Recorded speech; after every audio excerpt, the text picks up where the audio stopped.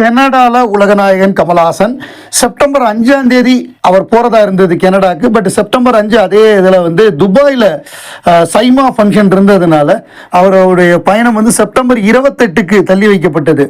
So அங்கே வந்து எப்படின்னா இந்தியன் இன்டர்நேஷ்னல் ஃபிலிம் ஃபெஸ்டிவல் நடக்குது கனடாவில். 20 வருடங்களுக்கு மேலே இப்போ வந்து கேப்புக்கு அப்புறமாக உலகநாயகன் கமல்ஹாசன் இது கனடாவுக்கு போகிறாரு. கனடாவில் வருடம் நடக்கக்கூடிய அல்பர்ட்டாவில் நடக்கக்கூடிய ஒரு ஃபங்க்ஷனு இது எட்மான்டன். அந்த எட்மான்டனில் கமல்ஹாசன் ஹோர்டிங்லாம் வச்சுருக்காங்க. அது என்னன்னா ஹோர்டிங் வந்து Kamal Haasan is coming to Edmonton September 28 8 PM Winspear centre.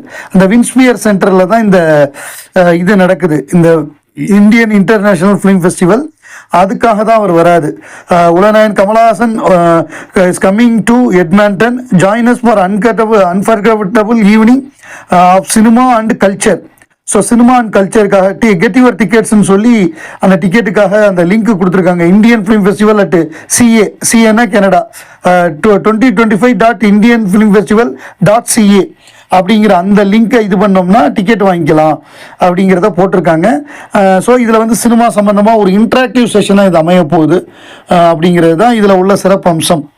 Rajkamal நிறுவனத்துடைய Amaran திரைப்படம். ஸோ அந்த முகுந்த் வரதராஜனுடைய பயோபிக்கை அடிப்படையாக கொண்டு எடுக்கப்பட்ட திரைப்படம். அந்த திரைப்படம் ஏராளமான விருதுகள் வசூலில் வந்து 300 கோடிக்கு மேலே வசூலை குவிச்ச திரைப்படம். கிரிட்டிக்கலாகவும் அக்ளைம் ஆகி ஏராளமான விருதுகளை குவிச்சிக்கிட்டு இருக்கு. சமீபத்தில் சைமாவில் 7 விருதுகள் 7 கேட்டகரியில் 7 விருதுகளை குவிச்சுது அந்த படம். இப்போ லேட்டஸ்ட்டாக வந்து மேடிஸ் 2025 இந்த மேடிஸ் அவார்ட்ஸு அதில் வந்து 2 பிராண்ட்ஸ் அவார்ட்ஸ் வாங்கியிருக்கு இந்த படம் அமரன் திரைப்படம். இன்னும் அடுத்த ஆண்டு வந்து தேசிய விருது, அதாவது 2024க்கான தேசிய விருது 26ல் தான் கொடுப்பாங்க. ஏன்னா கொரோனானால ஒரு வருஷம் கொடுக்கல, அதனால தள்ளி போகுது. இப்போ கூட நேற்று இந்த தாதா சாஹேப் பால்கே 2023க்கு தான் கொடுத்துருக்காங்க.